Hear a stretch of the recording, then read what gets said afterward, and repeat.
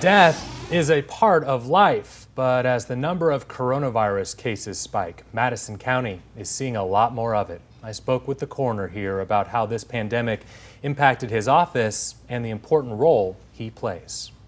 The coroner's office here is a full-time job for me. Dr. Tyler Berryhill stays very busy. You never know what's waiting on the other line of that phone. And this pandemic is resulting in a lot more work. In the coroner's office, most of the deaths that we typically did see were people who may have became ill, self-quarantined at home, may have not had any family, nobody to check on them, and later found where they had passed. With the current surge in the Delta variant, it's different than when the pandemic began. But the vast majority of people who do die from the virus will actually have the death occur inside of a medical facility where they're doing everything they can, but sometimes with all the technology and the medical advances we have, there's only so much that can be done. When COVID patients die in a hospital, the coroner isn't dispatched in most cases.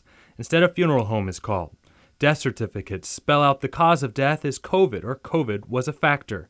There isn't a distinction in the total numbers the state releases. It's a heartbreaking experience, and it is for any type of death, especially when it comes to the COVID situations, because people see it every day. The coroner and his team keeping up best they can and praying this pandemic ends before more lives are lost. Because a life is one of the most precious things that there is, and once it's gone, we can't get it back. There's some good news in the fight against COVID-19 right now. The number of inpatients across the Huntsville hospital system decreased slightly from yesterday. There's still 305 system-wide, but that is down 7 from yesterday. 100 are in the ICU, and more than 50 are on ventilators right now.